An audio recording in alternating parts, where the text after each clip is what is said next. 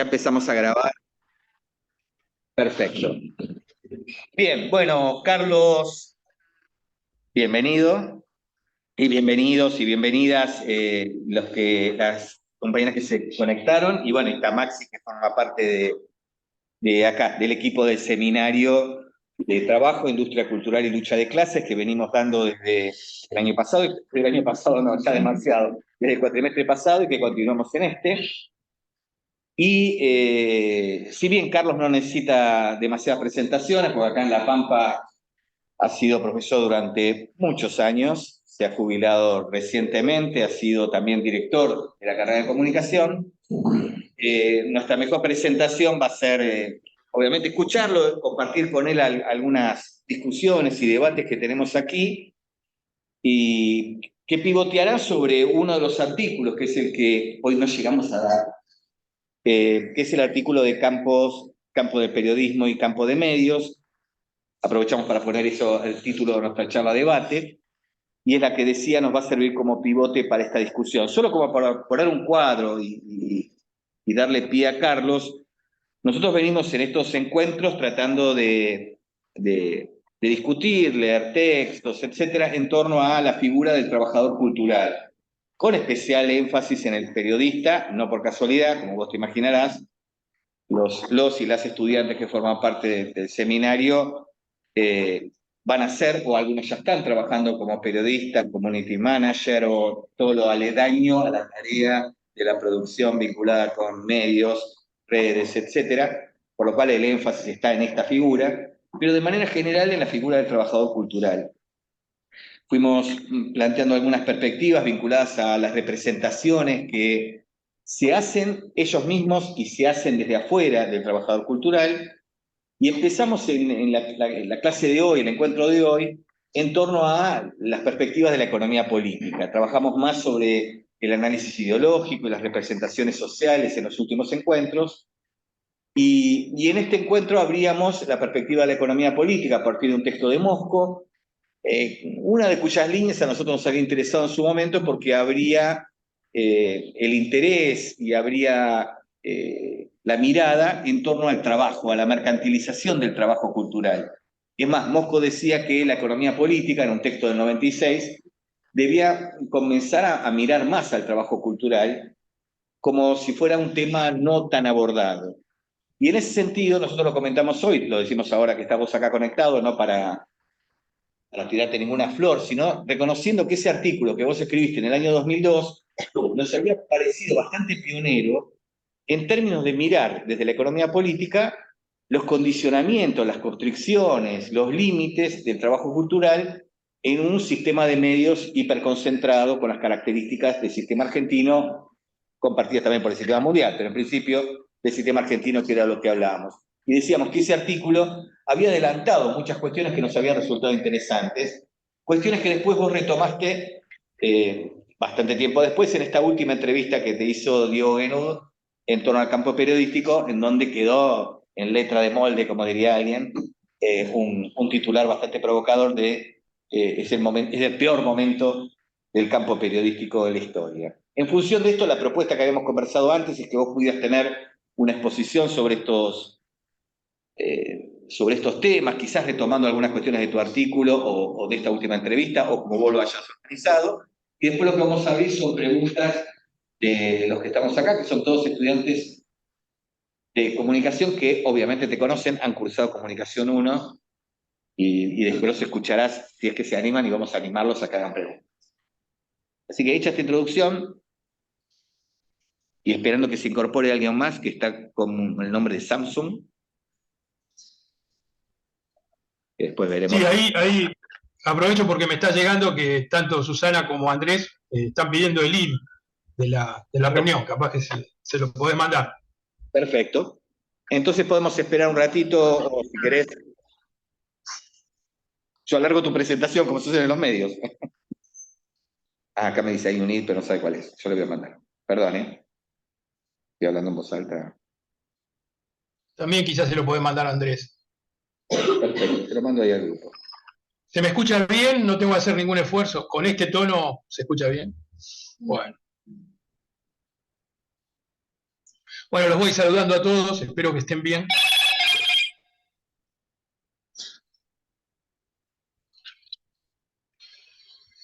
Podemos comenzar, Santiago, si querés, para que no pierdas el micro. No, eso no te preocupes porque yo voy a salir corriendo en algún momento. Bien, bueno, aprovecho ahí, decía, todavía no sabemos quién es. A partir de... Sí. No, ya que esperamos, si se puede identificar Samsung, porque es un nombre muy común, iba a ser un chiste. Puede ser el heredero de la empresa, con lo cual sería muy... Para un curso de economía política y lucha de clases puede ser muy interesante. Bueno, y saludamos Viene a saber cómo piensa el enemigo, está bien. saludamos a Isaac hace, pero muchos años que no la vemos. Hola, Ixa. Bueno, no se nos identifica Samsung, entonces hay alguien que a lo mejor no nos escucha directamente. Bueno, no veo que se conecten. Ahí está, ahí se está conectando. Hay otro Diego de Tucumán. Muy bien. Hola Diego, ¿cómo estás? Saludos, gente. Bueno, podemos empezar. Perfecto, bueno, si se suman algunos, se sumarán ahora a continuación. Habíamos hecho solo para Diego, que recién se incorpora, nada más que una mínima presentación. Acá Carlos lo conocen en La Pampa, en la Facultad de Humanidades y en Comunicación. Y le señalamos nuestro interés por algunos de los temas que aparecen en uno de los trabajos de él del año 2002, vinculado a la situación del trabajador cultural, particularmente el trabajador periodista, y algunas consideraciones en torno a una última entrevista que le hizo Diego Genud en torno también al campo periodístico. Entonces, a partir del nudo de esos problemas, le planteamos una intervención y después preguntas por parte de los que estamos acá, que están allí conectados. Miren, en principio me gustaría relacionar lo que acaba de decir Santiago, aquel artículo o esta última entrevista, más con el tema general del seminario, que es la economía política de la cultura. Por ahí observó Santiago del artículo de Mosco el interrogante que plantea el autor acerca de las dificultades que hay de encarar el análisis del lugar del trabajador de la cultura, entendiendo esto como una denominación muy amplia. Y esto tiene alguna explicación histórica, que la voy a resumir en una cuestión discursiva. El campo de la cultura históricamente fue asimilado al campo artístico como la expresión más sublime de la cultura. En ese espacio artístico, el productor, que hoy se dice productor cultural, era el artista. Esta figura del artista, que después fue reemplazado en las etapas politizadoras como el trabajador de la cultura, para terminar en estas épocas más neoliberales como el productor cultural o el emprendedor cultural, ¿no? Quiere decir que estas denominaciones en cada uno de los momentos responden a climas, oleadas de época. Pero lo que se mantiene en todas las épocas es la dificultad del análisis por una suerte de condicionamiento de la propia práctica. No deja de ser una profesión liberal asociada al ingenio, la inteligencia y el talento. Por lo tanto, esas características muy individuales o individualizadas hacen que el acercamiento de la economía política sea muchas veces minoritario frente a lo que puede ser un acercamiento semiótico de análisis del discurso, de la teoría literaria, de la teoría artística, de la teoría del arte, ¿no? Que hace más hincapié en la creación, más que en las condiciones de la creación. No digo que no lo haga, pero lo deja mucho de lado. Entonces, ¿qué desafío se le planteó históricamente a la economía política? Incluso el propio Marx, cuando analiza el arte en sus libros, tanto en El Capital como en otras obras, trata de contextualizar la antigua Grecia, el medioevo, la modernidad, etc., pero muchas veces queda limitado a los contenidos de la obra de arte para que exprese la época. Sería una suerte de sociología de la literatura, sociología de la cultura. No se le puede pedir todo a una misma persona. Lo que se ha desarrollado más en el siglo XX es un acercamiento económico-político a la cultura. ¿Y qué significa esto? Y ahí yo me quería meter un poco en un método general, como para ubicar el artículo del 2002 o para ubicar cualquier otra manifestación que uno esté diciendo y que puede tener algún grado de interés. Un acercamiento económico-político a la cultura, al arte, a cualquiera de las expresiones, pero es alejarse en principio del impresionismo. Es decir, sacar de lado el impresionismo. ¿Qué es el impresionismo? El impresionismo es quedar cautivo, a veces fascinado y a veces limitado por las características de la producción cultural. Incluso muchas veces por la característica del productor cultural, del creador, del artista, del trabajador de la cultura. Entonces esto es muy importante primero, porque la palabra impresionismo, entendiendo como desvío de un método de análisis científico, significa que uno queda ligado al objeto o al creador de tal manera que no puede producir una distancia cuya mirada panorámica en la distancia le hace ver el contexto. Uno cuando queda limitado, cautivado, encapsulado a veces en ese análisis de disección semiológica o discursiva, pierde de vista todas las demás condiciones.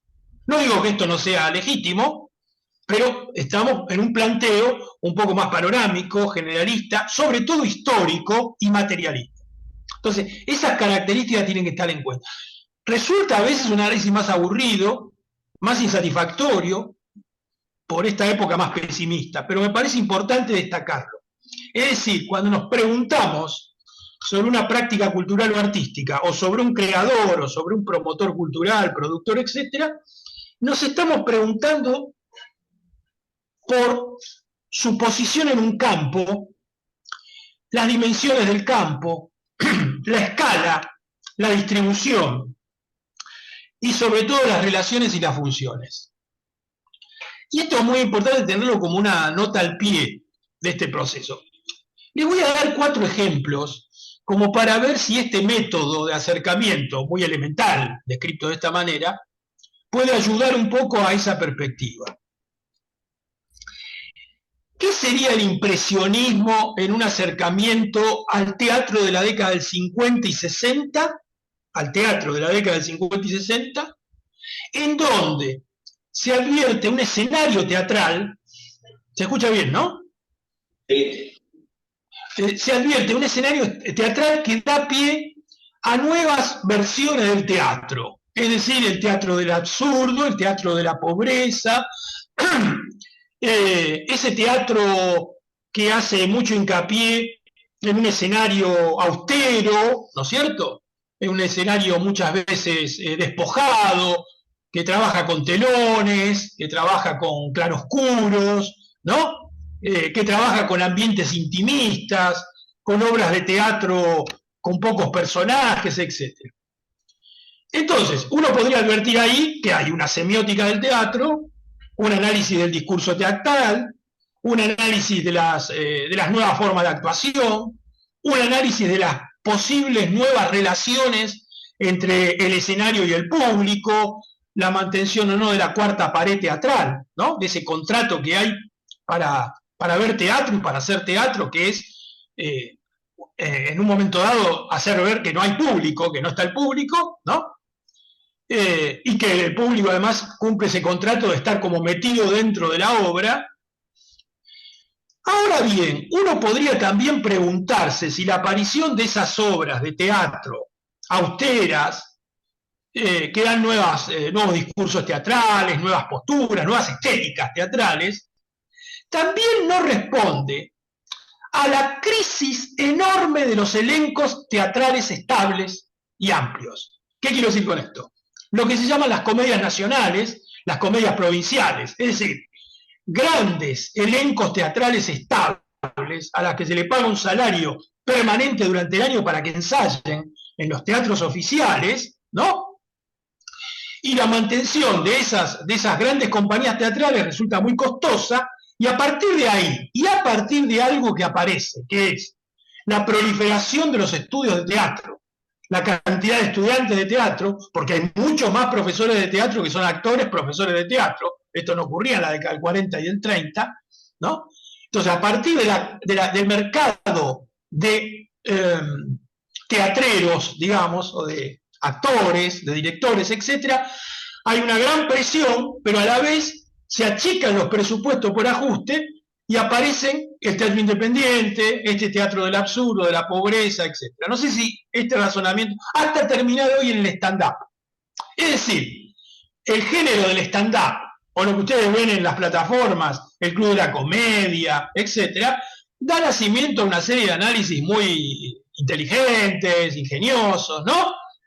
Pero en realidad el stand-up también es el efecto de una crisis de las grandes compañías de teatro, de las grandes escenografías, de los grandes teatros en cuanto a butacas, etcétera, y esa intimidad que fue el Café Concert, ustedes son todos muy jóvenes, pero el Café Concert de la década del 60, ¿no? O el stand-up de estos últimos 15 años, implica no solo una salida laboral, sino también unas características materiales del trabajo teatral. Es decir, el emprendedurismo del que hace stand-up, o el contrato a término, ¿no? O la temporada según los resultados, o la gorra del teatro alternativo, que se convierte en realidad en trabajar con la recaudación del día, ¿no es cierto?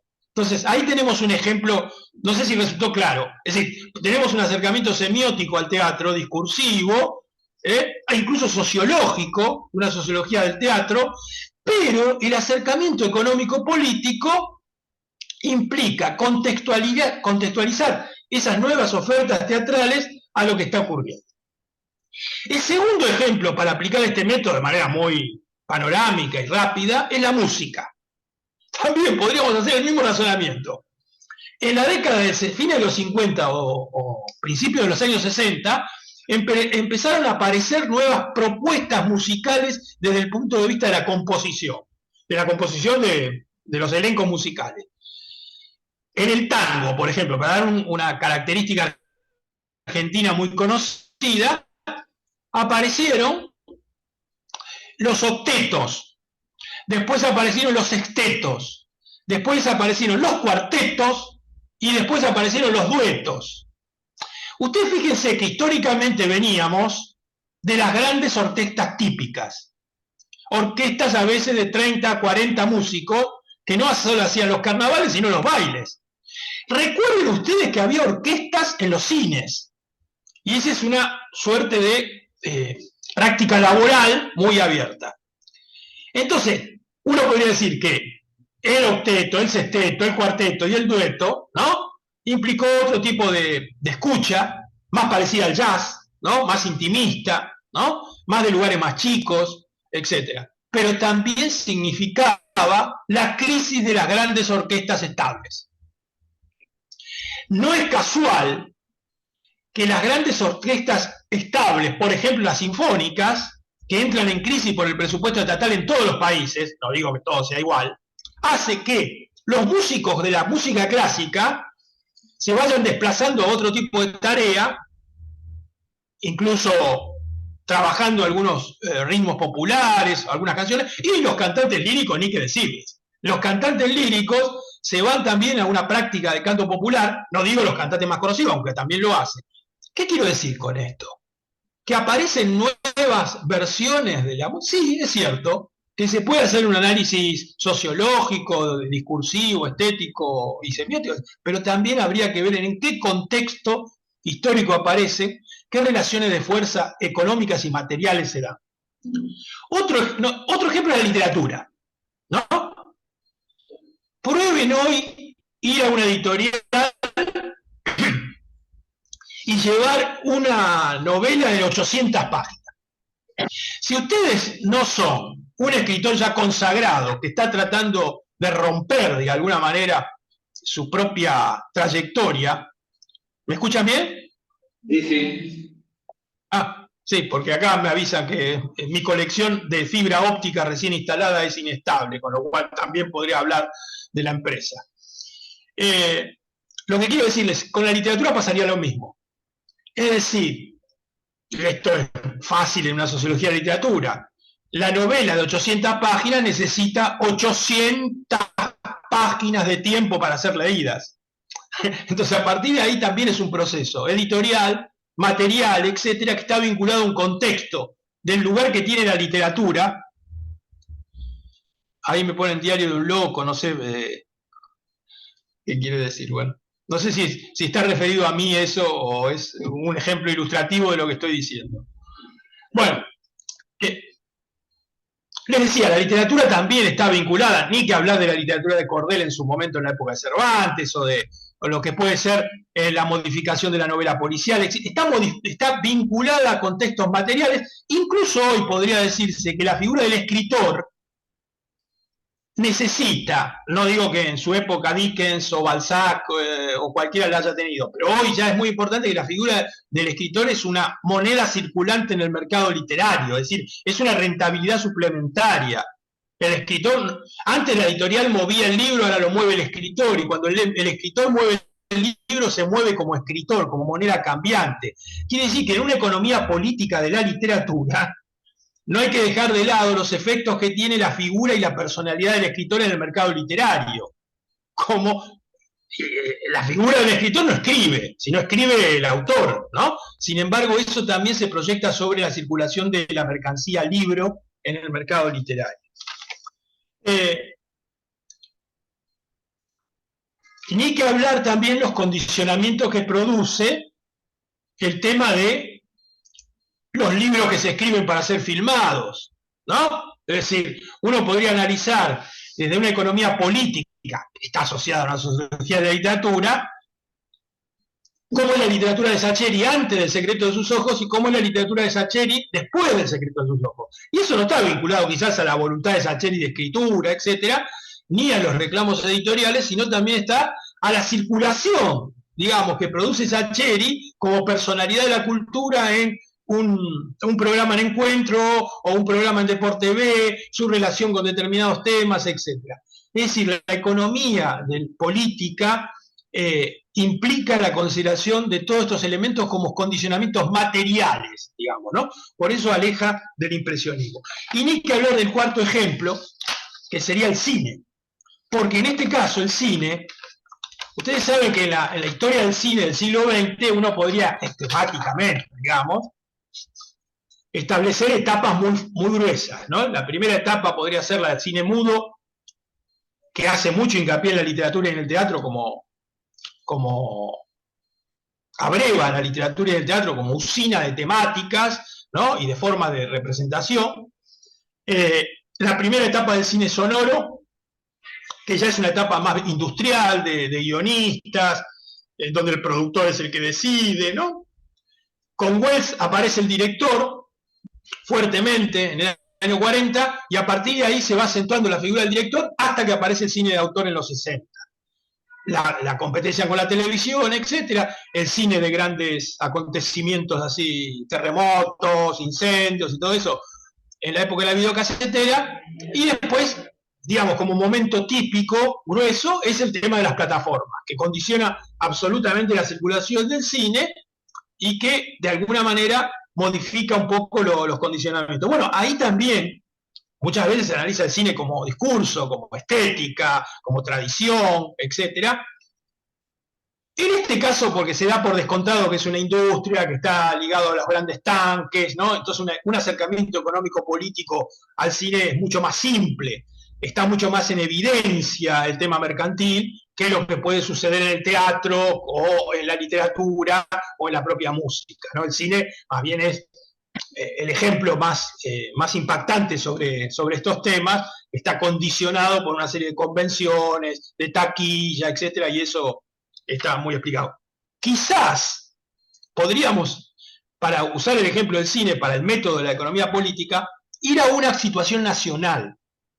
Como ustedes saben, históricamente la Argentina fue una de las primeras 10 filmografías del mundo, siempre, en cantidad de películas, ¿no? Es decir, estuvo muchas veces octava, séptima, sexta, y en general 10, 15 en los peores momentos. Es una de las grandes filmografías del mundo. Entonces uno puede preguntarse, ¿cómo una de las grandes filmografías del mundo, durante los últimos 20 años, que llegó a filmar un promedio de 120 películas por año, la población argentina desconoce el 80% de esas películas? Entonces la economía política ahí, más allá de las estéticas puntuales que se pueden plantear, se va a preguntar sobre dos aspectos. ¿Cómo se financió ese cine y cómo se distribuyó? Entonces, al explicarse esos dos aspectos, muchas veces se puede explicar el carácter de las películas, más que por las estéticas, por las temáticas. Qué sé yo, 120 películas por año, 20 sobre la dictadura, 15 sobre la diversidad, 18 sobre la ciudad de Buenos Aires, 28 sobre la Patagonia, 5 sobre las cataratas de Iguazú, etc. Pero también uno se lo puede explicar a partir del financiamiento. ¿Quién la financió? ¿Qué actores trabajaron? ¿No? Por ejemplo, el sentido federal. De esas 120 películas, a veces hay 35 películas hechas por actores del interior. Pero al no distribuirse las películas, más bien es un logro de los actores, del director, a veces bueno, a veces regular, pero en general el cine tiene su confirmación cuando circula socialmente, cuando lo ve una determinada cantidad de gente, cuando produce una conversación social sobre la obra. Quería señalarles estos ejemplos rápidamente como para advertir que el método de la economía política, de alguna forma, como pasa con todas las cosas con las que se mete la economía política, puede ser una frase vulgar, escupe el asado. ¿Qué significa escupir el asado? De alguna manera desnuda un funcionamiento y los condicionamientos de ese funcionamiento. Pero digo, para las ciencias sociales, para las ciencias humanas, es casi una obligación aplicar un método, vamos a decir, científico, sobre las relaciones materiales de producción cultural. Hecha esta introducción y estos 4 ejemplos, me voy a referir rápidamente a lo que mencionó Santiago al comienzo, sobre el artículo del comienzo del siglo XXI y este último entrevista donde se dan algunas características del campo periodístico. Si yo tuviese que mencionar una diferencia entre el 2002-2004, el campo de los medios y de la comunicación de masas y la actualidad, obviamente la diferencia fundamental es que en el contexto de los medios de comunicación masiva, de circulación de la información y del periodismo, aparece un nuevo actor que se retroalimenta con los medios en formatos, en discursos, en géneros, en formas de ver el mundo, etcétera, que son las redes sociales. Que en principio son redes de contacto, conexión, comunicación, pueden ser redes de información, etcétera, redes de argumentación, redes de intercambio, etcétera, pero su proliferación y su uso periodístico, además del uso del periodismo que hacen las redes, en ese intercambio más que virtuoso, a veces vicioso, ha producido una transformación importante en las condiciones de producción. Ha producido una transformación importante en la misma tendencia que marcaba aquel artículo, sin enfatizarlo tanto en ese momento, y sí lo enfatiza esta entrevista que tuve la oportunidad de dar, que es la precarización. Y en este caso, la precarización es la precarización de la información. Mire, si uno se atreviera a definir qué son las redes sociales, lo voy a decir sin ánimo de estigmatización, aclaro esto para que no me cancelen inmediatamente. Estoy hablando voy a dar 2 ejemplos culturales, históricos, que son culturales y que han sido representados en los medios masivos históricamente. Uno es la mesa del bar, tipo polémica del bar, ¿no? Vamos a decir que esa mesa es más masculina, ¿sí? Es más masculina. Entonces, en esa mesa masculina del bar se dicen una serie de cosas y como si hubiera altoparlantes en la mesa del bar, salen a todos lados. Es decir, como si uno pusiera un amplificador en una mesa del bar y eso lo transmite por las redes sociales. Ustedes imaginen la cantidad de cosas, yo como habitué de mesa de bar puedo decir, pude haber dicho las peores cosas de mi vida en una mesa del bar, contestándole a las peores cosas que mis amigos decían en la mesa del bar. Y así era una sismogénesis, cada uno, ¿no?, de alguna manera elevaba las peores cosas porque era una mesa del bar. Terminaba a las 3 de la mañana, ¿y qué terminaba diciendo esa mesa del bar? ¿Qué barbaridades dijimos en esta mesa del bar? Es decir, había una conciencia de haber hecho un juego de barbaridades, cosa que no ocurre en las redes. El acto de amplificación, por eso sin ánimo de estigmatizar, es la hora del té. Voy a definir la hora del té, ¿no? Que puede estar en el escenario más femenino de una hora del té en un lugar determinado, un encuentro de mujeres, un cotilleo, ¿no? Etcétera, como se decía habitualmente. Y ahí también pasaba lo mismo. Es decir, se podía llegar a decir cualquier barbaridad sobre cualquier cosa, las empleadas domésticas, los curas, ¿no? Los hijos, los maridos, etcétera, cualquier cosa. Ahora, ponemos un amplificador ahí y lo desplazamos a muchísima gente. Esta característica de las redes, lo dramático es la amplificación. Y lo segundo es que los medios toman esa amplificación y lo reproducen constantemente. ¿No? Entonces, a partir de ahí hay una transformación que no modifica la tendencia. ¿Y cuál es la tendencia? Se podría decir que la tendencia es la fragmentación informativa, la precarización de la información, el valor de la información, ¿no? Lo que se paga en términos de costos sociales, costos morales, ¿no? Costos económicos por la información. La información esa es barata. ¿Cómo era barata la de la mesa del bar? ¿Cómo era la barata la de la hora del té? Entonces, en ese caso yo creo que la tendencia se mantiene a la precarización, porque la tasa de ganancia de los medios ha bajado enormemente, con lo cual se tiene que ampliar, o mejor dicho, se tiene que precarizar la información y las condiciones de producción de la información, para que cualquier reemplazo que haya de periodista, cualquier reemplazo de información, etcétera, sea tan barata como lo que estamos reemplazando, ¿no es cierto? Por eso ha desaparecido el periodismo de investigación prácticamente, salvo contadas excepciones, ¿no? Y en ese caso estamos en una tendencia que se mantiene. ¿Qué otra cosa ha aparecido, se ha profundizado? Lo que se puede denominar como, y algo dramático en la información y en el periodismo, dramático, que es la crisis del periodismo generalista. ¿Qué significa el periodismo generalista? No significa solamente el periodista que puede de alguna manera transitar de diversos temas o conectar temas diversos, es otra cosa, ¿no? Pero conectar temas diversos. Sino que está desapareciendo el público generalista. Cuando actualmente se advierte la crisis de la democracia, por la aparición de la ultraderecha europea y mundial, por las nuevas formas de racismo y xenofobia, por estas volteretas argumentativas, estas teorías conspiracionales, ¿no? Que con la pandemia se han acentuado. Lo que se ha perdido de vista, que tanto las redes sociales como los medios, donde predomina la opinión sin fundamento, ¿no es cierto?, la todología, el panelismo, etcétera, lo que alientan, de alguna manera, es en la fragmentación temática, la ausencia de una mirada general, de una tradición de análisis de la información. Entonces el público se cautiva y es cautivado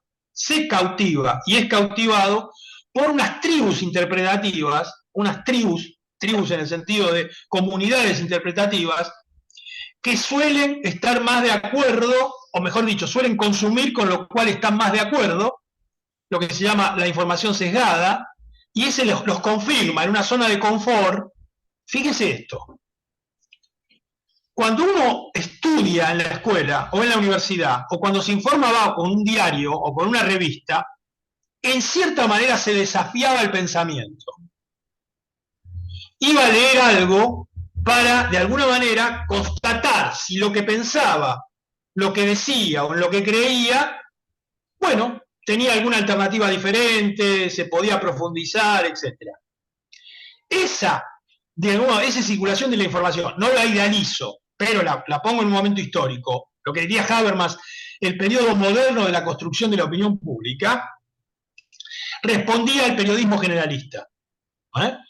Y ese periodismo generalista tenía un público que consumía en forma generalista. Por eso coincide con los grandes partidos políticos, las grandes religiones, los grandes sindicatos, los grandes medios, pocos medios, ¿no? Entonces, la democracia también entra en crisis porque a la fragmentación del emisor se contrapone el cautivismo del destinatario y el receptor, y en ese dispositivo, digamos, se retroalimenta una zona de confort de consumo de información sesgada, que es, de alguna manera, lo que hace una tribu interpretativa. Y este es un tema muy importante para tener en cuenta. Entonces ahí lo que se está produciendo es una suerte de paradoja, ¿no? Se fragmenta la información, se debilita el periodismo generalista y aparecen nuevas configuraciones de los periodistas también. Es decir, como baja la tasa de ganancia, como los grandes elencos teatrales, los grandes elencos musicales, ¿no? Desaparecen, también desaparecen los elencos periodísticos. Las redacciones hoy son virtuales, aunque sean presenciales. ¿Virtuales qué quiere decir? Que cada periodista está negociando su permanencia laboral a partir del éxito más o menos precario de sus notas, que a veces son cliqueos, ¿no? Por ejemplo, en este momento, Freud podría decir, y en términos históricos lo digo, no lo digo en términos... Uno tiene que aclarar muchas cosas, no voy a aclarar más, pero digo, todos los titulares del periodismo mundial, salvo el diario El País casi, los portales son todos titulares histéricos. ¿Qué significa titulares histéricos? Que están prometiendo, insinuando algo, pero no lo concretan en el titular. Uno tiene que entrar a la página, a la nota. Tiene que concretar de alguna manera, concretar la lectura de la nota, que a su vez nos va a defraudar. ¿Por qué nos va a defraudar? Por una sencilla razón. Miren, si uno produce una telenovela de 220 capítulos por año, es inevitable que esa telenovela sea estereotipada. ¿Qué significa que sea estereotipada? Que todos los personajes, y esto es economía política pura, que todos los personajes de la telenovela tengan el mismo carácter durante los 220 capítulos, salvo el final o el principio. Porque hay que grabar capítulos todos los días y al actor no se le puede pedir, casi sin ensayar, ¿no?, que cambie su carácter, su dicción, su espíritu, su personalidad, etc. Si uno hace un unitario semanal durante 40 semanas, ya le puede pedir al autor variaciones en la personalidad del actor porque puede ensayar un poco más. Entonces uno ya tiene otro tipo. Y si hace una miniserie, mucho más. ¿Qué quiero decir? Que las condiciones de producción, grabación, etcétera, dejan efectos en la circulación de esa ficción, ¿no es cierto? Esto también vale para la información. ¿Alguien me puede explicar qué puede cambiar en el mundo desde las 10 de la mañana a las 6 de la tarde con respecto al mismo tema? ¿O con respecto a todos los temas? Casi nada. Ahora, yo tengo que mostrar que hay una pequeña variante, un matiz, ¿no? Es decir, tengo que establecer un atractivo para que yo entre a las 10 al portal, entre a las 14, entre a las 16 o entre a las 20 y tenga algo novedoso, que nunca va a ser definitivo y definitivamente no va a ser novedoso, para poder cliquear la nota. Porque en ese algoritmo, el periodista se transforma en un algoritmo. Es decir, el periodista va acumulando esos clics. Entonces, hay diarios en este momento, Perfil, por ejemplo, que está teniendo en cuenta eso para caracterizar o clasificar a sus periodistas. Con lo cual esto termina, les aviso, en un desastre. Termina en un desastre que ya está, es un desastre. Es decir, yo tengo que decir, yo veía hoy a la mañana lo de Luis Ventura sobre Luis Miguel. Lo desastroso de lo que dice Ventura es paradójico y antagónico. Es tan desastroso lo que dice como mentira, como es tan desastroso que se convierte en verosímil para el público. ¿Qué quiere decir eso? Algo quiere decir que ya tenemos un entrenamiento extraordinario en la manipulación, falsedad y estos matices que se establecen como para leer esa noticia que en otro momento lo hubiesen dicho, este tipo está loco, no lo hubiesen publicado directamente. O sea, el propio hecho que se publique esa noticia, que lo haya dicho por televisión, punto uno, que se publique en los portales, que origine un debate, y ese debate sea o gracioso, ¿no?, o ético, etcétera, sobre la nada. Entonces, a partir de ahí, creo que estamos en presencia de algo que se va a profundizar, pero que en realidad, desde la economía política, podemos decir lo siguiente. Todo, o casi todo lo que está circulando es barato. Entonces, como es barato, puede ser continuamente reemplazado, y esa es la explicación. Por supuesto, ¿qué va a pasar acá? Si aparece un reality, que es barato, si aparece un panelismo, que es barato, si aparece un nuevo género de música urbana juvenil, que es barato, porque se hace desde un cuarto de un adolescente, ¿no? Y después pasa a un estudio. Como todo eso es barato, va a salir un analista académico por los medios a describir semiótica o discursivamente, e incluso sociológica y antropológicamente, las características de ese nuevo formato, género, etc. Y va a circular por los medios con mayor serenidad y tranquilidad que aquel que de la economía política diga que esas manifestaciones culturales o prácticas culturales o artísticas responden a condicionamientos materiales, a distribución, posiciones, relaciones, contexto, historia. Es mucho más descorazonado, ¿cómo se dice? Insatisfactorio, es más, estoy buscando una palabra desasosegante, ¿no? Hacer un análisis de economía política, sobre todo de una práctica artística, que hacerlo, digamos, describiendo de alguna manera cómo funciona.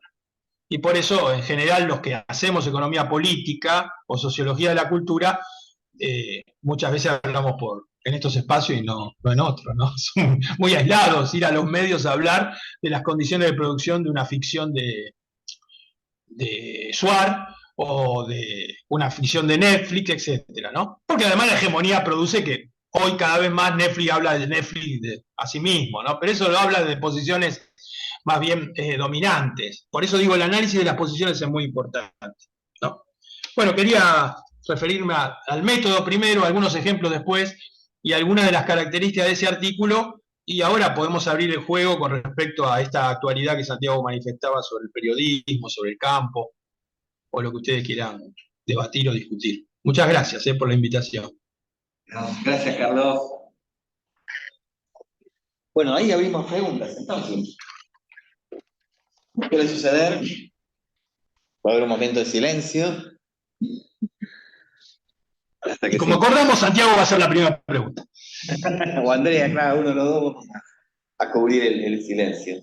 No, a ver, uno de los puntos que aparecía en tu artículo y que aparece ahora en tu intervención también es la cuestión de la precarización y es algo que obviamente sobrevoló acá varias veces, porque efectivamente es la gran tendencia del mundo del trabajo y es al mismo tiempo la tendencia del trabajo cultural. Quizás a lo mejor sería interesante, porque vos hiciste mucho énfasis en la precarización, cómo dejar huellas en los contenidos, en los productos, y eso es algo muy interesante, que nosotros quizás no lo marcamos tanto a lo largo de estos encuentros, pero quizás para llevarte más y concretarlo, no sé tan largo esto, la precarización del trabajo. Una de las cosas que apareció hoy, por ejemplo, a partir del inicio de esta discusión de economía política, es un rasgo de la precarización que son las exigencias de los trabajadores culturales, concretamente los periodistas. Hoy aparecía en el testimonio de alguno de las estudiantes que están acá presentes y sus propios trabajos, como,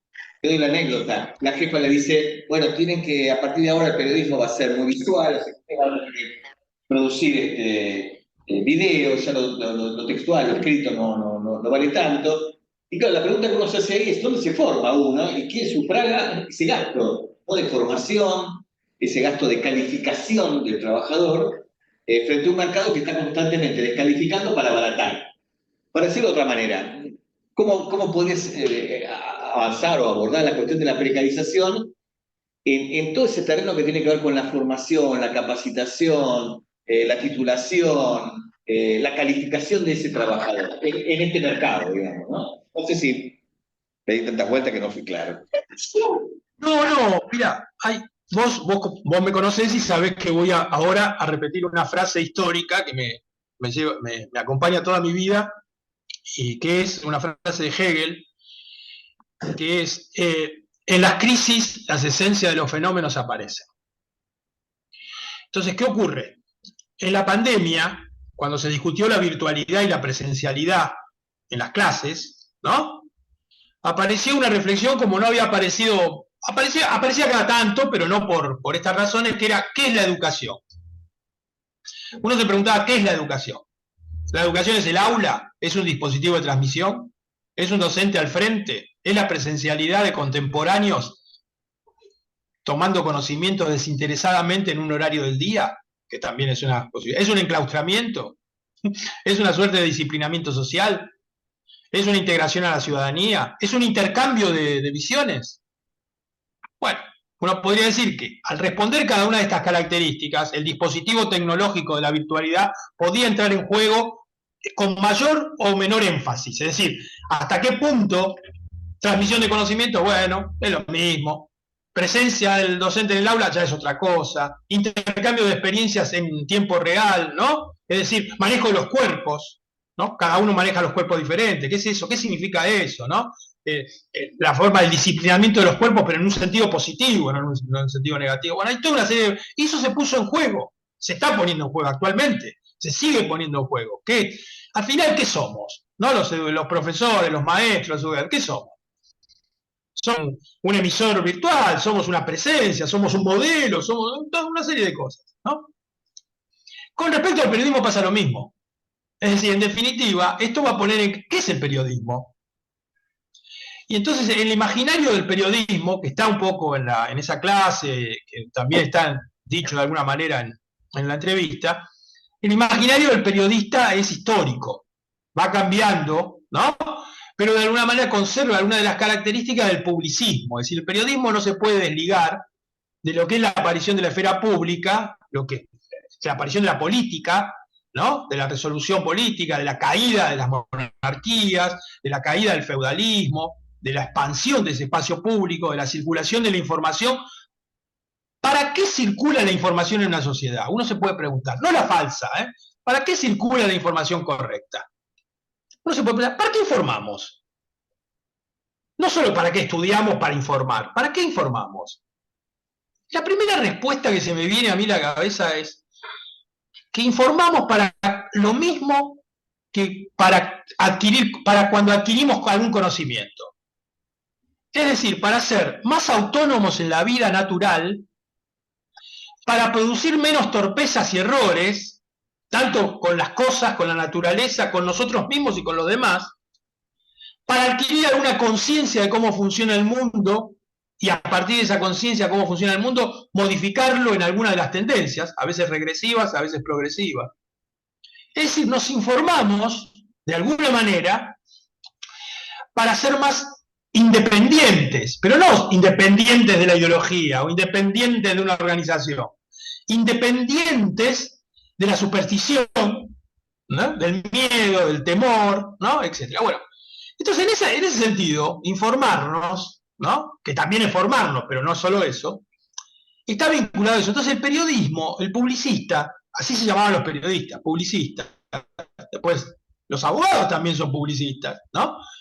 Digamos que los publicistas que hoy se llaman publicistas son los menos publicistas, digamos, ¿no? Son los que menos están interesados en que nos informemos para no cometer errores, sino más bien para consumir errores.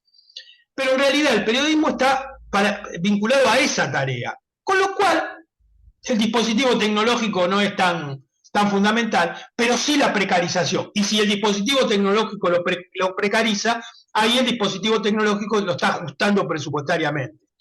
Con lo cual, cuando uno habla de precarización, ¿qué es la precarización? Laboral, estabilidad. Precarización en el sentido que uno tiene que acondicionarse a los destinos del medio, a los destinos de la época, de la pauta, de la política, de lo dominante, etc. Pero también eso va a precarizar la información. Entonces ahí es donde se advierte una situación que ya es bastante, digamos, problemática, porque si nos informamos para ser independientes, autónomos y cometer menos errores, y la información se precariza, quiere decir que cada vez somos más dependientes, ¿no? Incluso del error, de la torpeza, de la manipulación e incluso también de la superstición, que no significa religión o no religión, ¿no? Superstición significa que cuanto menos conocimiento, datos puntuales e información tengo sobre cómo funciona algo, más dependo, sea una impresora, una computadora, un teléfono inteligente o qué hacer el domingo en las PASO.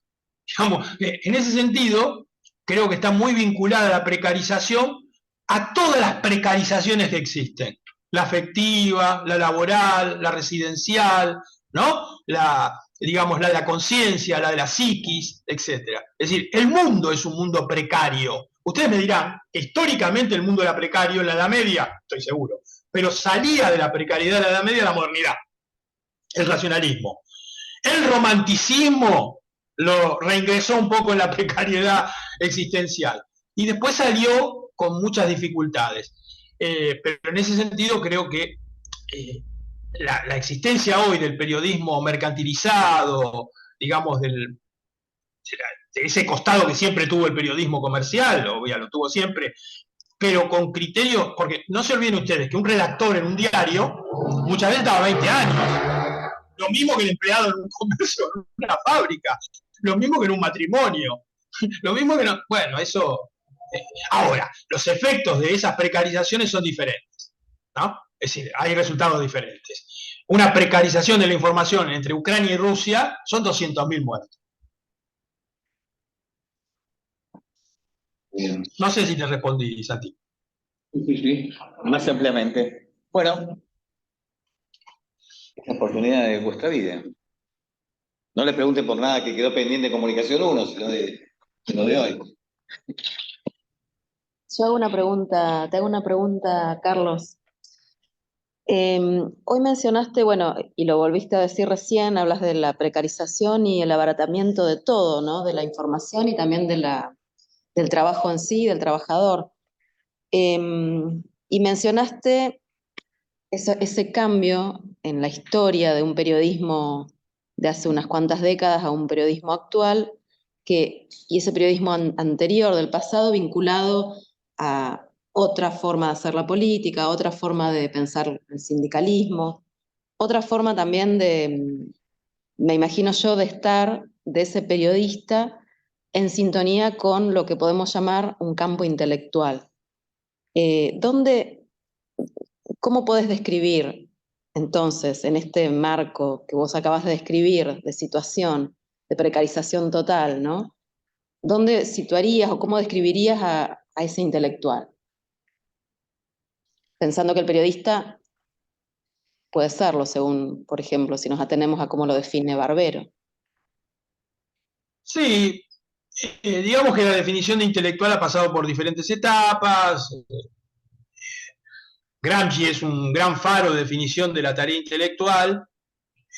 Según la definición de Gramsci, no, Barbero no coincidiría. Barbero le da un lugar al periodista, más bien le da el lugar de mediador o de, digamos, en la parte pública, y le da un rol muy cultural, de alguna manera, porque escribe en una década en donde el periodismo ya no es un periodismo de información, sino es un periodismo de opinión, de interpretación, y ya el periodista tiene una formación distinta de la que tenía la formación de la redacción.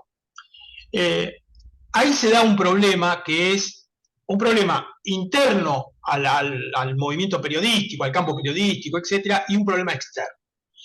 El problema externo es la actual formación, digamos, educativa, universitaria, etcétera, que es una formación cada vez más fragmentada, menos generalista y panorámica, con lo cual ahí hay una característica del intelectual que el periodista va perdiendo. Si uno tiene que definir la característica de la función del intelectual, no de la función intelectual, sino de la función del intelectual, porque función intelectual tenemos todo, pero la función, el intelectual, ¿no? Definido, es que tiene una mirada, muchas veces crítica, pero a veces no, pero quiero decir, tiene una mirada panorámica, generalista, no fragmentada, no es un experto el intelectual. El intelectual, el experto no arriesga, el experto sabe de eso y de eso habla, a veces mejor o peor. Pero el intelectual arriesga, el intelectual está vinculado al ensayo, ensaya, y ensaya una mirada general en ese sentido. No confundamos esta tarea del intelectual con los mediáticos que hablan de cualquier cosa en los medios, porque en realidad esa cualquier cosa de los medios es una sincresis. Hablan de cada tema como si hablaran de todos. Y el intelectual tiene una mirada totalizadora para analizar cada tema. Miren la diferencia.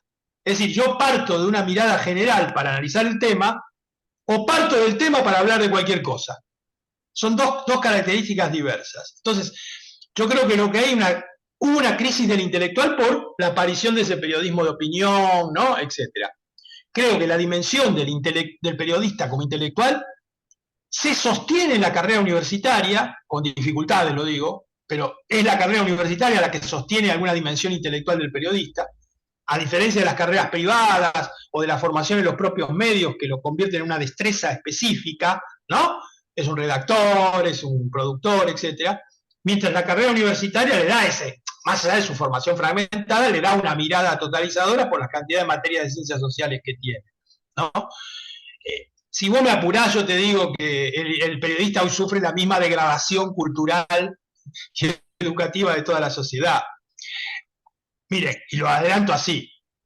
Cuando se especula sobre cuánta gente va a votar el domingo, ¿no? Una mirada impresionista de la ciencia política podría llegar a decir lo siguiente. La gente está defraudada, está insatisfecha, ¿no? Está descorazonada, toda una serie de cosas. La gente ya no quiere saber nada, no va a votar. Ahora, también uno se podría plantear lo siguiente. Si hace 30, 20, 25 años que venimos diciendo que el clima cultural, intelectual, instructivo, educativo de la sociedad está muy mal, si lo vemos en muchísimas reacciones, ¿no podríamos sacar la conclusión de que la gente no va a ir a votar el domingo, entre otras cosas, porque no sabe un carajo de política? Digo, un porcentaje de esa gente tiene un nivel de información bajo, no está formada, podría ir por las vísceras, como decía Perón, o por los intereses materiales, como dicen los marxistas. Sí, pero también hay una cuota de gente. Entonces, esta situación también condiciona el periodismo, condiciona los ratings de los programas políticos, los microclimas de los ultrainformados, ¿no es cierto? Entonces, ¿qué ocurre? Hay una retroalimentación. El público no exige tanto y el periodismo no le da tanto. Y después saca la conclusión de que la gente está... Porque claro, ¿qué va a decir?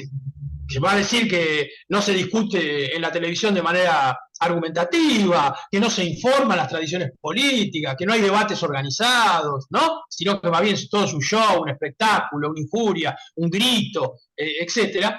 Es decir, en ese sentido, bueno, yo creo que, por supuesto que hay excepciones, yo creo que la tendencia general al show, al espectáculo, a la rentabilidad, ¿no? Al escándalo, etcétera, es también un ida y vuelta con una sociedad que está, como diría Gramsci, en una crisis orgánica. Y una crisis orgánica afecta a muchas dimensiones o facetas de la realidad, ¿no? Entonces hoy los intelectuales muchas veces se han convertido en mediáticos, ¿no? Y han ido a los medios a hablar de cualquier cosa y lo peor del caso es que algunos mediáticos se han convertido en figuras que parecen intelectuales, ¿no? Es decir, que opinan de cualquier cosa, etcétera. En esa mixtura, todos los gatos son pardos, ¿no? Gracias, Carlos. Yo tengo una pregunta respecto a ¿qué piensas sobre esta organización que van a ser realizada, por ejemplo, que es como lo que escuchas tanto periodistas? No escucho bien. No, A ver, acércate un poquito más, sí. O hablamos fuerte. Bueno, respecto a cómo esta precarización de la información y cómo se transmite, no se ve reflejada en cómo los discursos, tanto políticos como periodísticos, han ido proliferando a una manera más emocional que a un debate de intereses. Digamos, ahora cuando escuchamos en campaña a los políticos y demás, tanto los periodistas que lo representan, que representan sus intereses, te hablan de emociones, de que, por ejemplo, estamos todos cansados, estamos todos enojados y nunca te dicen, oh, vamos a parar con nuestra argumentación, porque nos tiene a todos mal, pero nunca te dicen qué van a hacer, nunca te hablan de debates de intereses, nunca te hablan de propuestas en sí, o demás. No tiene... No es un reflejo también de... mire, ¿Me puedo conectar con algo, Carlos? Perdóname, en el mismo sentido que te estás a preguntar. Hay una serie de entrevistas que aparecieron publicadas estos días, inclusive una la compartimos, que es la de a los asesores políticos que insisten en esto de las emociones. se no quieren políticos, figuras políticas formantes. Obviamente la sociedad está cansada de la figura política, que la respuesta, porque ninguna respuesta le es, no sé si consistente la palabra, pero como que nada le cierra a la persona y tiene que apelar a otra cosa, apelar a un personaje, apelar a las emociones.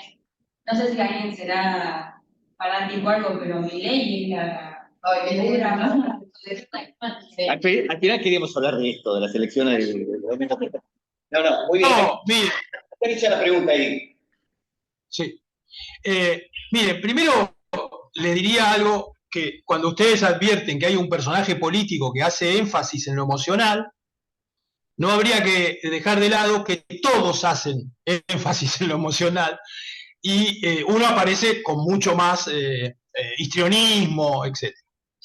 Le voy a dar dos ejemplos para que se advierta que la emoción es democrática y la competencia no es democrática. Fíjese ¿por qué lo digo? Democrática en este sentido, que todo el mundo puede hablar de las emociones. ¿Quién no puede hablar de las emociones? Ustedes imaginen una conferencia de prensa, no una conferencia, una entrevista televisiva de un periodista que le hace una entrevista a un especialista en genética. Si no es un periodista divulgador científico, es un periodista que conocemos, que es importante, que lo lleva ahí, ustedes van a ver que le hace una serie de preguntas muy pautadas, que la estuvo preparando. El especialista responde y casi no hay interrupciones ni repreguntas. Imaginen esa misma entrevista que el periodista se lo hace a un especialista en educación o en televisión. Tiene el mismo doctorado, ha escrito 30 libros, es un experto, ha analizado científicamente el objeto, etc.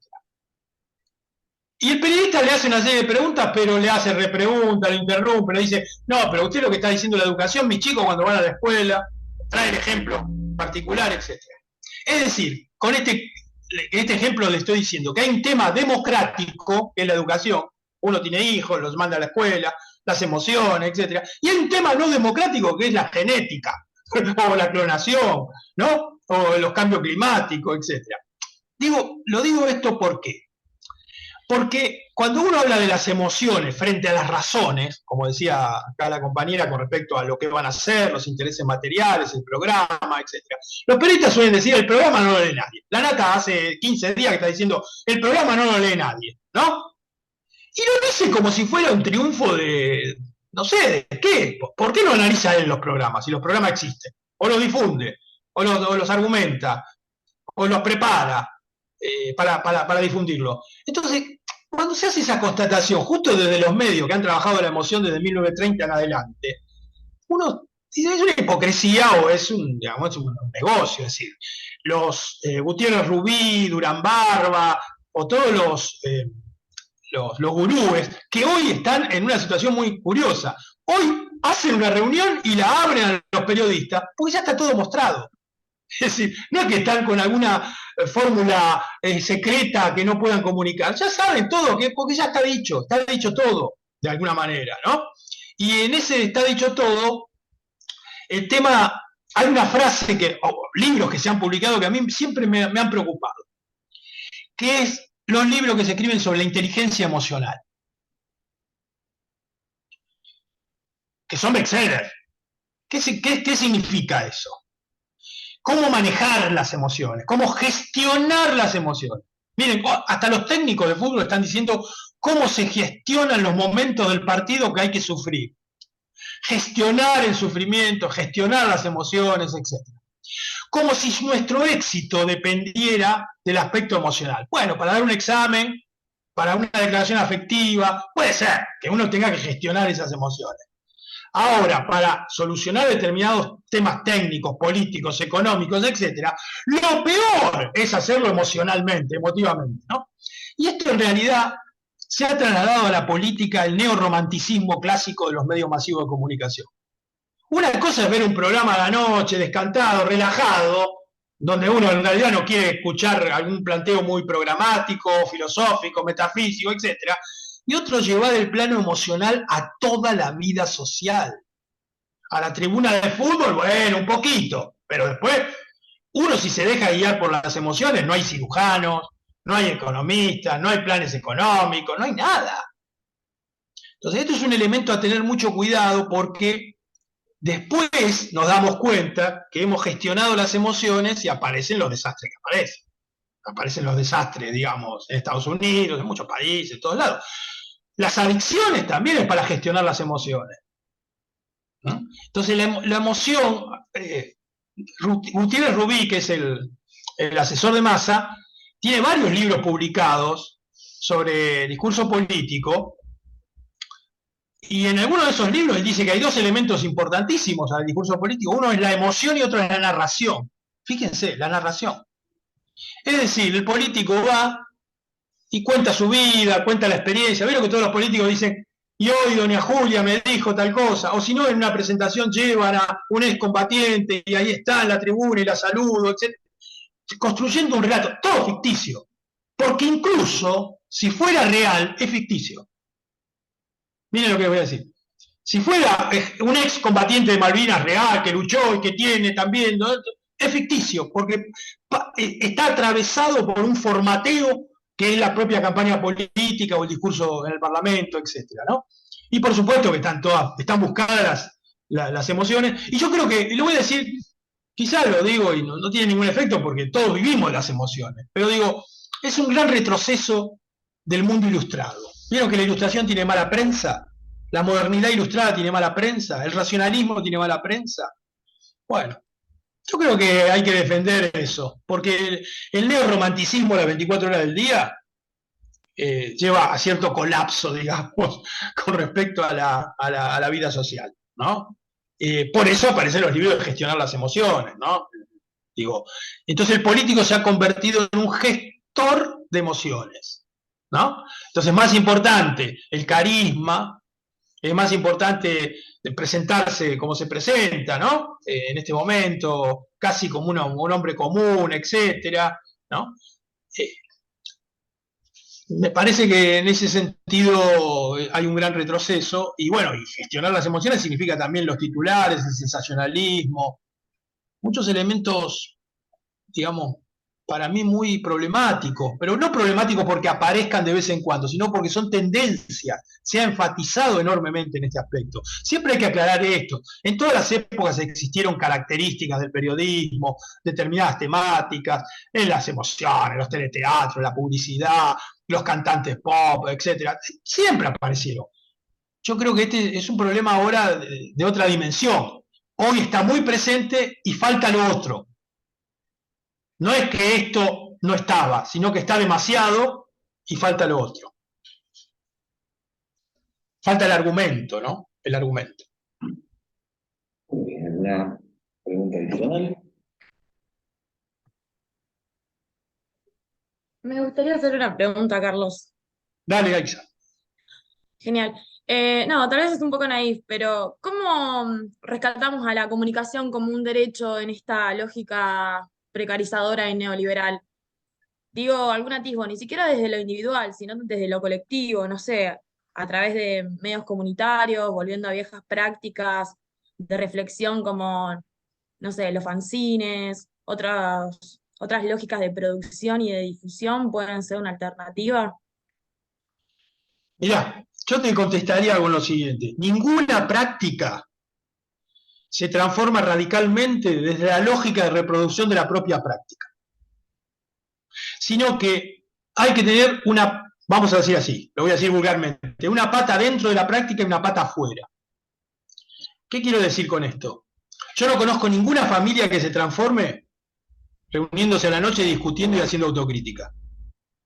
Sino es que cuando te alejás de la familia y tenés una mirada objetiva, distante, sea porque conociste un amigo, una amiga, o fuiste a terapia, o estás en la escuela, o lo escuchaste al maestro, o cuando alguien te habla de la otra familia, de la de ella, vos ya tenés una mirada objetivada de tu familia. Yo no conozco ninguna institución educativa, sea una escuela, una universidad, etcétera, que se transforme sin una mirada distante, política y social sobre la institución, pero no adentro, porque la lógica reproductiva de la práctica garantiza eso, su propia reproducción en una misma tendencia. Con lo cual te diría que la transformación de la comunicación pública, tanto de masas, informativa, etcétera, para mí, es una opinión personal, no ha sido exitoso lo que estoy diciendo, pero digo, es algo que hay que insistir, se logra teniendo una mirada, que significa una práctica, por fuera de esa práctica que uno tiene habitualmente. Quiero decir, cuando vos estás en la universidad, esto no significa irte de la universidad, significa, aún dentro de la universidad, tener una mirada distante como objeto, mirando a la universidad, a tu práctica como objeto. Porque si no, estás ensimismado ahí y estás muy pendiente de los logros, y esos logros están vinculados a reproducir las condiciones que le dieron existencia a esa práctica. Entonces, cuando a mí los estudiantes me dicen, ¿y qué hacemos con todo este panorama tan pesimista que nos da? Por eso yo soy un ogro. Pues soy un ogro, porque pero me invitás para que yo diga esto, porque si no, ¿para qué voy a reproducir un discurso optimista? El optimismo es seguir discutiendo, el optimismo es seguir en estas iniciativas. Este seminario tiene una mirada que objetiva el funcionamiento de la comunicación, no que se identifica de alguna manera, en ese neorromanticismo donde vos te identificás, y está muy bueno en algún momento apasionarte. Ahora, apasionarte significa un combustible. La pasión es un combustible. Ahora, ¿qué pasa con el combustible? Podés incendiar todo, o podés caminar, desplazarte, ¿no? Etcétera. Entonces, el problema es si sos solo combustible, ¿no? Entonces, yo creo que hay que salir de ahí. Entonces, vos decís los fanzines, que es viejo los fanzines, o la comunicación alternativa, ¿no? O los portales. Entonces uno se pregunta ahí, ¿por qué no aparecen más cosas así? Porque el problema no está en la forma, el problema está en la crisis de la cosmovisión política. Cuando un estudiante de ciencias sociales no toma iniciativas por fuera de su práctica reproductiva en la institución, la crisis es enorme, sobre todo para un estudiante de ciencias sociales. ¿Por qué? Porque justamente las ciencias sociales lo que están diciendo es que tenga una mirada sobre toda la sociedad. Entonces ahí sí la derrota es muy grande. Ahora, ¿cómo se sale de eso? Y juntándose. El problema es ese, juntándose. Si no hay posibilidad de salir individualmente sobre eso. Ni tampoco esperar que el Estado te haga salir de eso. Ni el Estado ni el individuo. El Estado como gran poderoso, el individuo como a la intemperie. Es juntándose. Así fue el mundo. El mundo fue juntándose. No fue que se le ocurrió a alguien. A ninguna persona en el mundo se le ocurrió algo, solo a esa persona en ese momento y en ese lugar. No hay mentira eso. Ahora, yo sé que el panorama es bastante opresivo, ¿no? Bastante asfixiante, porque cada vez hay más gente que concentra más poder comunicacional en el mundo y cada vez hay más gente interesada en la comunicación. Fíjate qué paradoja. Porque estudian más, porque la comunicación es un tema de la comunicación, se habla a sí misma, etc. Entonces vos decís, ¿qué pasa? Cada vez somos más interesados y cada vez estamos más débiles frente a lo más poderoso. Y la fragmentación y la precarización son las dos palabras clave. Decíamos, si vos estás fragmentado y precario, tenés más dificultades para eso. Bien. Quizás una última, así como para darle un cierre, para hacer una broma, para llenar de optimismo este final, nada. Es marcarte una contratendencia en todo caso, que tiene que ver con nosotros, con lo que preguntaba Isa, quizá dentro del lugar, pero con algo que vos estás señalando, del agrupamiento, etc. En el próximo encuentro nosotros vamos a trabajar, en los dos últimos encuentros, nosotros vamos a trabajar con una serie de autores que plantean la cuestión de la sindicalización de los trabajadores culturales, etc. Que también ha tenido, si nosotros tuvimos unos primeros debates acá con dirigentes educativos, del periodismo y de escritores, que nos plantean los problemas que tienen los sindicatos. La gente no va, no se acerca a los sindicatos golpeando la puerta. Pero sí es cierto, en relación con esto que vos señalabas de la precarización, etcétera, que ha habido en los últimos tiempos, tanto acá como en el exterior, un proceso de sindicalización del periodismo en particular, atado a muchas de estas cuestiones que vos venís planteando, evidentemente la precarización, la presencia de la tecnología jugando un papel de reemplazo de trabajo, etcétera, etcétera. Quiero decir que ahí había una contratendencia a todo esto, no para cerrar de una manera optimista, pero sino para decir, parece que el trabajador fue encontrando la vieja fórmula de la organización sindical en su lugar de trabajo. Muchas gracias por ratificar mi carácter pesimista, que no es tal, porque si no, a esta hora de la noche, siendo un jubilado, no estaría en este momento intercambiando con con gente que está en otros lugares sobre estos temas. ¿No es cierto? Digo, podría estar comiendo tranquilo.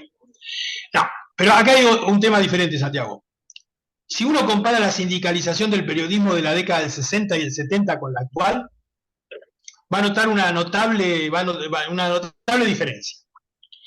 El periodismo ha tenido muchísimas dificultades de sindicalizarse, como los propios docentes, los médicos, etc. Es decir, las profesiones que se ven como liberales. Pero la sindicalización del 60 y el 70 estuvo muy vinculado a lo que se puede denominar una sobredeterminación política. Significa que si bien las condiciones laborales eran malas, como a todos los asalariados en toda la historia del capitalismo, pero quiero decir, si uno compara esas condiciones laborales con las actuales, bueno, se va a notar la diferencia. Pero había una ¿qué significa esto? Que los periodistas veían como limitada su influencia a la tarea puramente de redacción, editorial, entrevista, etc. Sino que veían que la comunicación de masas y el periodismo en particular cumplían una función que estaba en contradicción con los ideales o con la ideología de buena parte del periodismo, no de todo el periodismo. Entonces, si uno sigue de cerca esa sindicalización del 60, donde hay personajes todavía vivos que fueron bastante protagonistas de esa sindicalización, se va a dar cuenta de donde estaba la proscripción del peronismo, la Revolución Cubana, Vietnam, el socialismo, etc. Yo creo que lo que se está produciendo ahora es un proceso de sindicalización que es mucho más genuino que ese, porque está vinculado a esta cuestión de la precarización. Y el ejemplo más puntual son los guionistas de Hollywood. O sea, si uno está pensando en que la niñera va a salir con un discurso anticapitalista en una asamblea de guionistas de Hollywood, ¿no es cierto? Más allá de lo que sea Susan Sarandon, Fletcher, es decir, que son simpatizantes del ala izquierda, de Bernie Sanders, etc. Eso que puede pasar y que bueno, y que pasó con la huelga de Disney el 36, siempre va a pasar, porque en definitiva no está garantizado ningún triunfo como ninguna derrota. Lo que sí es cierto es que se está produciendo en el mercado un proceso que vamos a denominarlo de esta manera. A los Suar. En ese sentido, Suar a fines de los 90 lo creó. Suar contrataba a 3 guionistas, los hacía trabajar a destajo y ponía que el unitario del teleteatro era una idea de él. Entonces, como ponía una idea de Adrián Suar, era autor. ¿Qué quiero decirles con esto? La economía política en ese sentido es muy importante. Cuando Sandro hacía los recitales, escuchen esto que le va a gustar como ejemplo. Cuando Sandro hacía los recitales, vieron que Sandro se moría 15 días antes de empezar un recital. Después mejoraba su salud y hacía el recital, ¿no? Cuando hacía el recital, Sandro, que llenaba 10 Gran Rex, ponía en el recital una pequeña escena dramática. ¿No es cierto? Una escena dramática, un diálogo de 15 minutos a 20 minutos. ¿Por qué lo hacía? Un género nuevo, y hablaba con sus chichas y todas las chechus, era porque pasaba a hacer teatro y no pagaba IVA. Entonces, digo esto para escenificar esta situación. Los guionistas de Hollywood, que son los guionistas de Netflix en este momento, son los guionistas de Amazon, son los guionistas de HBO, etc., están viendo que las plataformas se están basando en su trabajo de destajo. Y que si bien tienen sueldos promedio de $24.000 anuales o $25.000 anuales como guionista o $30.000 anuales, los que están viendo, primero, los que están viendo que es un proceso que pueden estar y no estar. Y no es casual que a la salida de la pandemia se produzca esto, porque como tienen que recuperar lo perdido en la pandemia, ¿no? El trabajo es más a destajo. Entonces, hoy hay características genuinas, es decir, hay un gran ejército de reserva, hay muchísima más gente que estudió para medios audiovisuales. Ustedes comparen la demografía de periodistas, estudiantes de periodismo, diseño gráfico, diseño audiovisual, cine, teatro, televisión, que existe hoy en el mundo de lo que hacía, ¿no?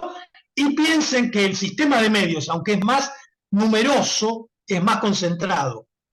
Aunque es más numeroso, es más fragmentado. Entonces hay una tensión en el mercado laboral que vuelve genuina la sindicalización sin la sobredeterminación política.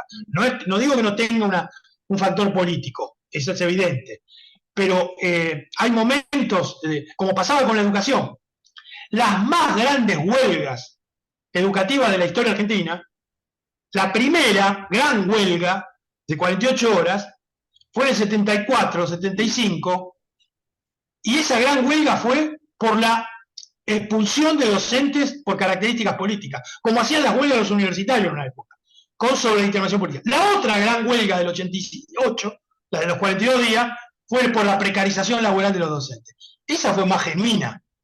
No quiere decir que la otra no fue importante. Entonces creo que lo que se está produciendo es que esta precarización, vamos a decirlo en términos de proletarización, se dice precariado por proletariado, está volviendo muy necesario, algo muy aburrido. Miren, los burgueses dicen que la democracia es el mejor de los peores sistemas, ¿no? Y que aunque es aburrida y gris, hay que defender la democracia y estamos todos en eso. Yo les diría que como contrapeso de los trabajadores, les voy a decir esto, el sindicato es lo más aburrido que hay. Es aburridísimo, porque tiene que permanecer en la historia como un hilo gris que sutura todos los problemas. Ahora, como en un viejo artículo que hizo Roncha, yo decía, y con esto tal vez uno ve la economía política con el tema de la sindicalización, yo decía en un artículo sobre alternatividad que frente a un local de McDonald's, un lunes pueden ir los jóvenes que comen sano, digamos, a decir que la comida de McDonald's es chatarra. Y pueden ir con zancos, ¿vieron? Con flores, con globos, con ritmos, con jingles, con todo lo que quieran. El martes van ahí todas las formaciones de izquierda, todas, las trotskistas, las tarzas, y todo, a decir que McDonald's es el emblema del imperialismo. El miércoles van los carcamanes del Sindicato de Comercio, va Cavalieri, con 85 años, 90, no sé cuánto tiene. Y entra McDonald's y dice, acá hay que sindicalizar, y lo más alternativo de esos 3 días fue lo de Cavalieri. Entonces, digo esto porque el gran avance optimista es lo que acaba de decir Santiago, que es además la imagen que yo le decía a Aixa. El sindicato no es otra cosa que juntarse y mirar el trabajo desde afuera. Muy bien. Bueno, Carlos, nos hiciste el puente para el próximo encuentro, así que mejor imposible, te agradecemos. Gracias, saludos a todos, saludos a Miriam, a Valeria, a los que conozco, Diego, Maxi. Buenas noches, gracias. Muchas gracias, Carlos. Bueno, saludamos desde gracias acá. a los que se conectaron también.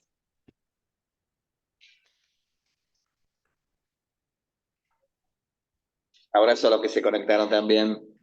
Abrazos para todos. Nos vemos. Y ahora sí, los vamos a saludar acá. Ahora quiero guardar. Sí. Antes de eso. Sí, ahí tienen de todos.